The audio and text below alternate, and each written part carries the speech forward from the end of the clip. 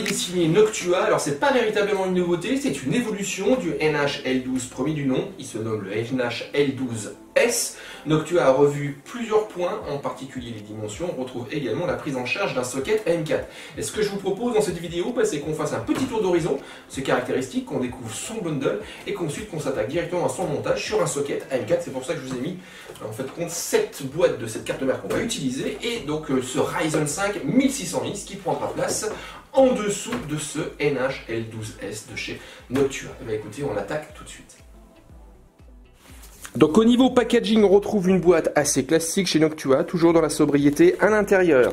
Au niveau du bundle, on va avoir droit donc à un petit carton qui va rassembler les différents accessoires.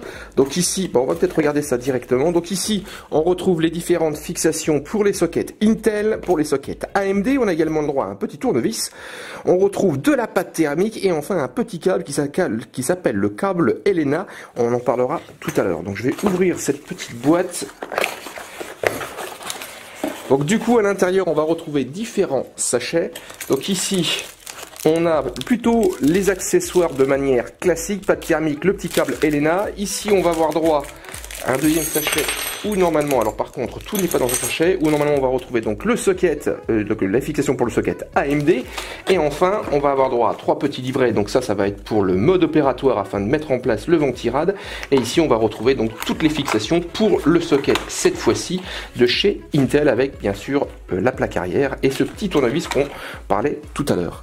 Enfin au niveau, donc ici je vais mettre ça de côté, et au niveau de la boîte on va retrouver au fond, bien protégé quand même, donc ça je vais vous le sortir, je fais attention à la protection de la base. Donc ici on va retrouver donc ce fameux ventirad NH-L12S, et ici comme vous pouvez le voir, Noctua apporte quand même un soin particulier à son emballage afin de bien protéger son système de refroidissement. Donc voilà, et donc ici on retrouve donc le ventirad. Ce NH-L12S est donc un ventirad dit format top flow, dans le sens où on retrouve donc ce... je suis en train de perdre moi la protection sur la base. Donc dit au format top flow dans le sens où le ventilateur est positionné, comme vous pouvez le voir, à l'horizontale et non pas à la verticale. Donc il se présente comme ceci, et ici de base le ventilateur est positionné sur le bas. On peut bien sûr le mettre sur le haut si vous souhaitez augmenter sa compatibilité avec l'usage de barrettes mémoire haute. Donc du coup il va se positionner comme ceci sur le socket, et si on a des barrettes mémoire équipées de dissipateur thermique, il se peut qu'avec ce ventilateur placé sur le bas, il puisse tout simplement pas passer. Donc du coup il est possible de mettre le ventilateur sur le haut, sachant qu'au niveau de sa fixation on a un petit système de cintre que vous avez ici à droite et à gauche. Côté mécanique, on retrouve une architecture assez connue. On a ici donc une base avec le cache que j'ai failli perdre tout à l'heure, et cette base est équipée et pourvue de 4 caloducs que vous avez ici, dont le rôle va être de distribuer la chaleur, de la véhiculer vers cet ensemble d'ailettes donc positionné sur le haut, dont le ventilateur va assurer le passage de l'air.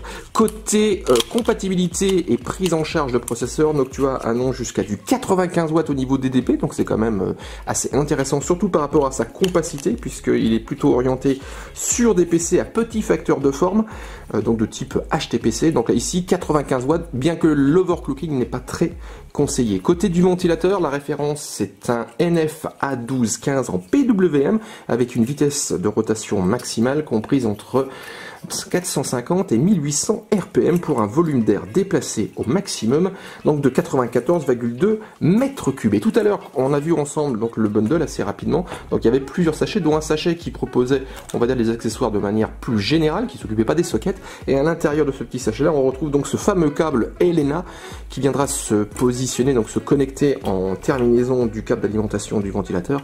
Et son rôle va être de limiter la tension maximale délivrée au ventilateur, ce qui permet d'abaisser sa vitesse de rotation maximale. Ici, au lieu d'avoir du 1850 RPM, on va tomber à 1400 RPM. Donc du coup, on a un ventilateur qui fait moins de bruit. Par contre, il est un petit peu moins efficace, puisqu'ici, on va passer de 94,2 à 70,8 mètres cubes d'air déplacé. Côté dimension, on a du 128 par 146 pour une hauteur, avec le ventilateur par contre en bas, de 70 mm pour un poids de 520 grammes. Il est garanti 6 ans. Et côté fixation, alors ici on a quasiment tous les sockets du marché marché. Chez Intel, on va avoir du LGA 2066, 2011 ou encore 1050. Et chez AMD, on va partir sur de l'AM2, AM2+, AM3+, AM4, FM1, FM2 et du FM2+. Et ce que je vous propose, c'est qu'on puisse regarder ensemble sa mise en place sur donc un processeur Ryzen.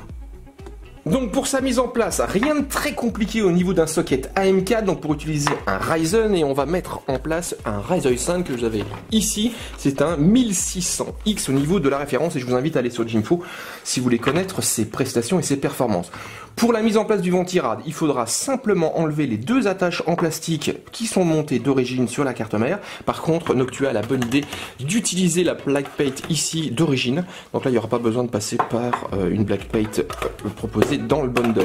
Donc ici, je vais peut-être vous épargner le fait que je vais juste enlever ces 4 vis cruciformes et on se retrouve tout de suite après pour le protocole de mise en place. Donc je viens juste d'enlever donc cette petite pièce, ces deux petites pièces en plastique qui sont montées d'origine sur les cartes mères AM4. La première chose qu'on va faire, c'est mettre en place le processeur, déballer-le vraiment au dernier moment. Au niveau du processeur, la grande question, c'est de savoir dans quel sens le monter, quelle est son orientation. Alors c'est assez facile, il suffit de regarder ici, vous avez un petit triangle couleur or et on retrouve le même petit triangle au niveau du socket. Donc du coup, on a l'orientation. Donc il se met absolument pas comme ça, il se met dans ce sens-là. J'ouvre mon socket doucement et il y a un mode ordre, une loi universelle, on ne force absolument jamais. Donc là je place mon processeur sur le socket délicatement, il rentre tout seul et je n'ai plus qu'à fermer mon socket. On va mettre maintenant en place les différentes fixations. Alors pour ceci, je vais peut-être écarter la carte mère. Voilà, vous avez un fascicule livré en bundle qui va vous expliquer toutes les étapes à suivre. Sachant que pour le socket AM4, on a au niveau des adaptateurs ici, un petit adaptateur, voilà, ça va peut-être le voir ici. Donc ici, il faudra choisir ceux de couleur grise. Donc ici, ça se situe au niveau du petit sachet AMD7.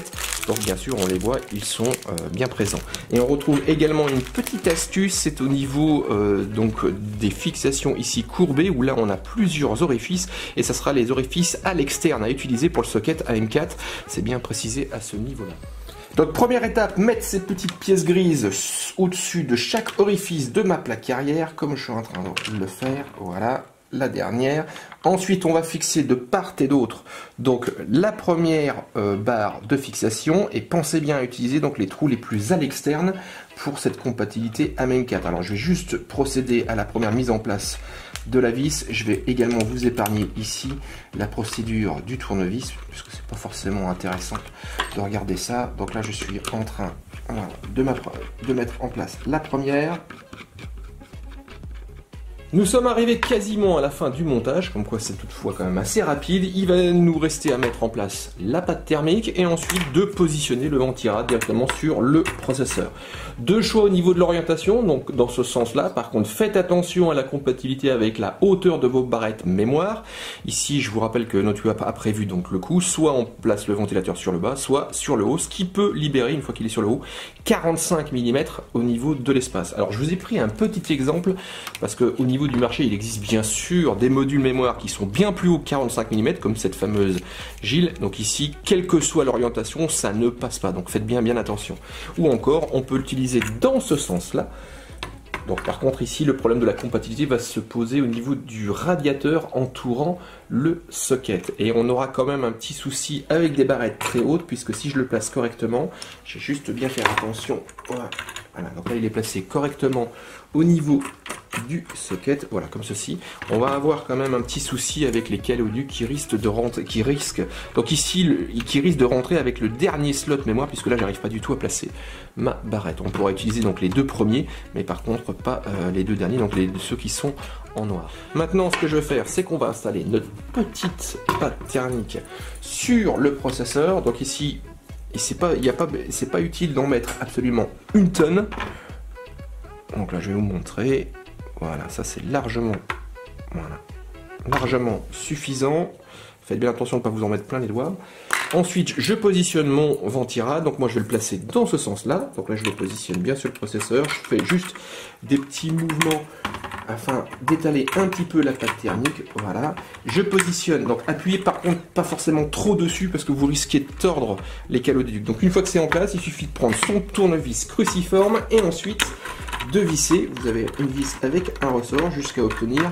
Donc là, c'est pas la peine de visser à fond un côté. Vous y allez progressivement à droite et à gauche pour avoir une fixation, on va dire, voilà, comme ceci, pour avoir une fixation équilibrée. On est ici à la fin, il ne reste plus, surtout pas à oublier de brancher le ventilateur afin de pouvoir l'alimenter. Donc la connexion se fait sur une fiche 4 broches de sa carte mère, nommée normalement CPU, donc processeur, fan, ventilateur. Donc ici il y a un sens avec un détrompeur, vous ne pouvez pas vous tromper. Ici le câble, je vais le mettre comme il faut pour, voilà, comme ceci.